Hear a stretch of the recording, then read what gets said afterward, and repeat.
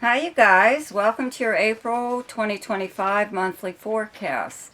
Before I begin, I have to apologize if I sneeze, cough, or lose my voice. Okay, with the weather going up and down here the way it is, I either have a cold or allergies or both at the same time. So please excuse me, okay? And thank you so much to my subscribers for your continued support, for your likes, shares, and comments.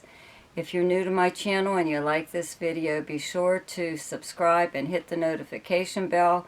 You'll be notified each time I upload something. There's also links in the description box below. There is one to my website where you can see some of the services that I offer, but you can also just email me. That email address is also in the description box, and it's easier to just ask me if there is something that I do. Okay? Also, check out my weekly forecast, which is now daily shorts, and I'm going to do something a little different this month with the monthly forecast. Okay, for those of you who seem to really love the shorts, the monthly forecast will always exist as a regular video, but some of you are still not aware that there's a link within the short video to the full monthly forecast, and you're just clicking on that short and you're just getting just a snippet of the monthly forecast. You're not hearing the whole thing. So for those of you who love the shorts, okay, I'm going to break it down into parts, the monthly forecast for you. Part 1, Part 2, Part 3. Maybe, after a while, you'll just, decide to click on the link and listen to it fully, the full monthly forecast all in one video. But if you prefer the shorts, that's what I'm going to try this time. We'll see how it works out, okay?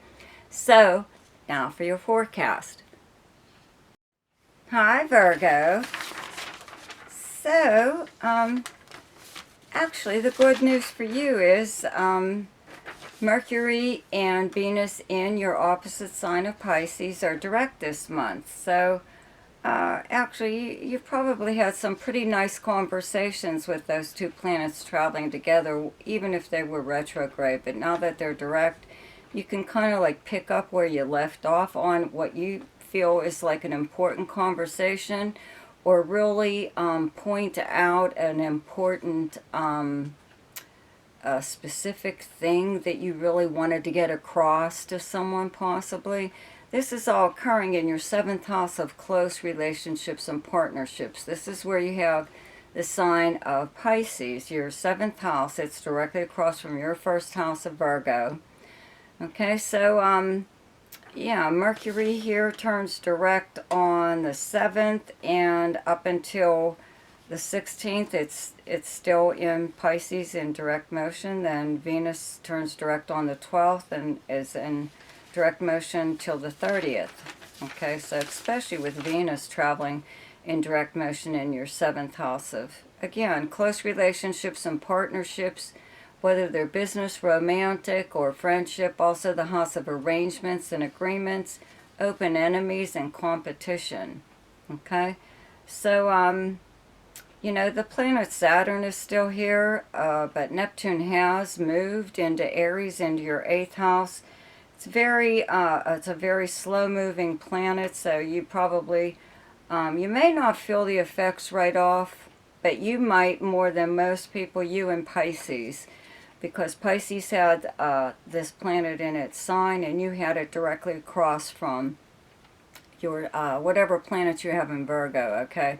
So you may notice a little bit of a difference over the summer, okay? It won't fully move into Aries until next year, but you'll get an idea possibly of, in some ways there was some deception going on within one of your close relationships. You could probably feel it, you weren't really sure exactly what it was, or maybe you were, but you just didn't want to say anything. Maybe it wasn't that big of a deal, but after a while it does kind of come to that, with Neptune moving into your 8th house, there's a whole different story there. 8th house is other people's money and resources. It's also passive money through means other than earning it, such as a windfall of some kind, like prize money, or a refund. Could be a tax refund, insurance payout, legal settlement money, something like that, an inheritance even. Okay. This is also the house of endings and new beginnings. It is the house of death, but in astrology, death is rarely literal. It is the death of a way of life, a way of thinking, a new beginning, a new transformation of yourself or of the way you handle resources. It's also jointly held resources, uh, property that you have with another person, also bank accounts or credit cards, something like that, that you may share with the other someone else. And this is also shared debt. Okay, so the sun is here up until the 19th, and again, Mercury moves here on the 16th and Venus moves here on the 30th. So somebody could be very generous with you at this time with these planets here. With the sun here, though, this is kind of like where your focal point is right now. That your attention, if you do share, again, property or any kind of bank accounts with someone else, this is what you're really looking into. You're wanting to change, maybe make some kind of changes there. There is a full moon on the 12th in Libra in your second house of earned income and possessions. Second house is directly across from the 8th house. These are the money houses, right? So full moon does bring problems to the surface in this area. So the area is finances, okay? With you maybe wanting to have a talk if you do share property or money with someone else, or just making some kind of change when it comes to your spending and saving, or what to do with resources that you have, or a change in some way or other as to how they're distributed or how they're used. Okay? Mars does move into Leo on the 18th. It moves from your 11th house in Cancer. It's in Cancer up until the 18th, then it moves into Leo also on the 18th. Up until that point, though, you've had Mars in Cancer for a while. These planets have been moving back and forth between these two signs, Cancer and Leo. Okay, 11th house is your friends and acquaintances, where you would normally go to hang out, socializing in person or online. Any group or organization that you belong to, and also the house of dreams, hopes, and wishes. So you've been after some kind of goal for a while here with Mars here, as often as it has been, okay? And, you could have even just been very energized in socializing. Maybe you wanted to get out there and see your friends, or go see a show, or go hang out at some place that you used to hang out at even. You've been, or just in touch with your group of friends, okay? Even if it is just on social media, if you haven't been able to make it out in person, you're still very sociable with Mars here, okay? Now, when Mars moves into your 12th house, it's already been here, remember, in Leo. It's just moving back here now. It's in direct motion. When Mars is in your 12th house, I'm pretty sure I probably mentioned this when it first moved here, that it is, 12th house is activities by you or someone else behind the scenes, okay? So you could be making plans of some kind that when Mars moves into Virgo, very shortly, by the way, whatever you were planning or doing, working on, is you'll either release to, on the world, or you'll move forward with whatever plans you were making, okay? The 12th house is also secrets and confidences, the house of charity, the house of many, many things, okay? But I am going to tell you, when Mars is transiting here, and even in natally, if you have Mars in your 12th house, in your natal chart, there is always someone, and it's usually within your group of friends, okay, but you're also usually aware of it, that secretly envies you and is jealous of you, and they are undermining you in some way. They try to work to undermine your efforts, okay, with your friends. They try to bust up your friendships or connections, or almost like anything good that you have going for you in your favor. That is how pretty much sick this person is.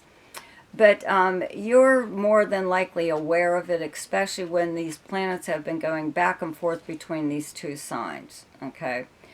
Cancer and Leo. So you've had contact with this person. When Mars is in your 11th house in Cancer, then it moves into your 12th house of Leo, and you really review whatever it was with that you've just gone through with this person, okay? So on the 19th, the sun moves into Taurus, and there's a new moon in Taurus on the 27th in your 9th house. That's where you have the sign of Taurus.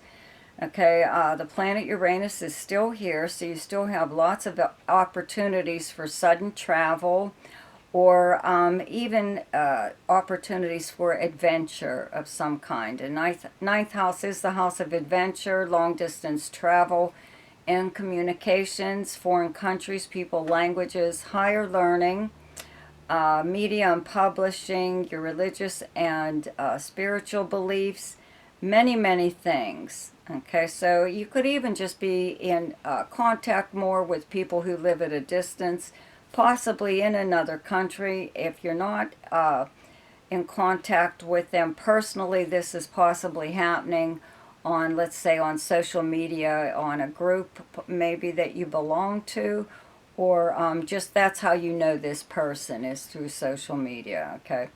So, you know, you may actually hear from somebody totally out of the blue that you have not heard from in a long time, and again, they could be the one that lives at a distance or even in another country.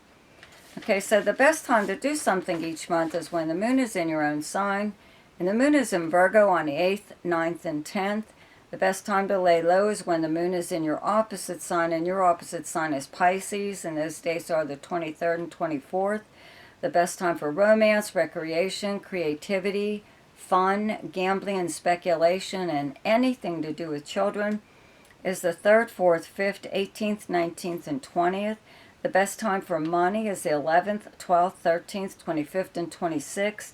The best time for your career is the 1st, 2nd, 3rd, 29th, and 30th. And the best time for communication and travel is the 13th, 14th, 15th, 27th, and 28th. So I hope you enjoyed your forecast for April. Be sure to check out my daily shorts. See ya!